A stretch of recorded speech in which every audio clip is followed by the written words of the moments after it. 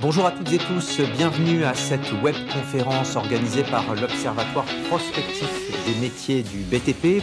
On va vous proposer plusieurs quiz durant les ateliers en lien avec les études qui sont présentées. Vous pourrez également réagir, questionner, commenter sur le fil de discussion et je m'efforcerai de relayer vos posts. Thierry Ravon, ça fait plusieurs années, une dizaine d'années maintenant, que vous avez mis en place des stratégies de coopération, de collaboration dans votre entreprise qui compte, rappelons-le, une dizaine de salariés. Alors, quel type de stratégie ?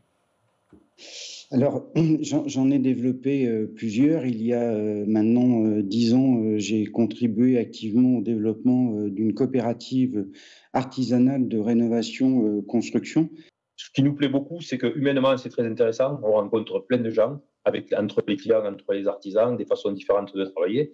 Et puis économiquement aussi, le fait d'être encore plus efficace, c'est intéressant. Il est important de noter qu'aujourd'hui, le fonctionnement en équipe est indispensable pour garantir une rénovation énergétique de qualité.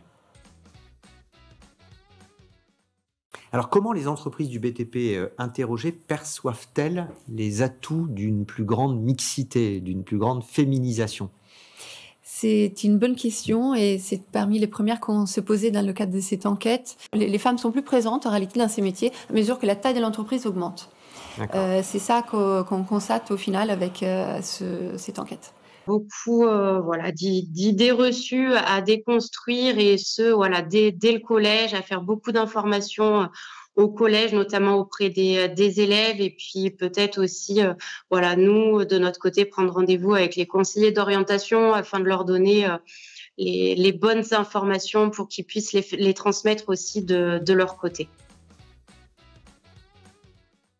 Alors, selon vous, c'est quoi la motivation des jeunes à venir faire leur apprentissage dans les travaux publics ? Je peux dire, le premier mot qui me vient à l'esprit, c'est passion, puisque c'est ce qu'on retrouve dans la majorité des lettres de motivation des jeunes.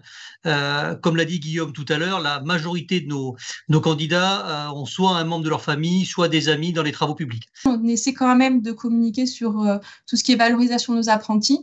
Dernièrement, on a eu des apprentis qui ont reçu les prix de la Légion d'honneur ou alors qui ont participé et ont eu des médailles au WorldSkills. Donc ça, on le met en avant. Et en plus, ça va dans le sens de nos élus puisqu'on assimile l'apprentissage à l'excellence. Donc, on le met en avant. On a mis un intéressement en place. On donne un intéressement sur résultat en fin d'année. On a donné du bilan. Et nous, on est en train aussi de préparer un intéressement coup par coup, par dossier, par chantier.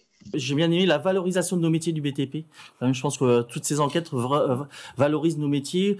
On se rend compte que finalement, on est sur des métiers qui sont en mutation, en fait, dans la rénovation énergétique. Il va falloir faire des gros efforts dans notre filière.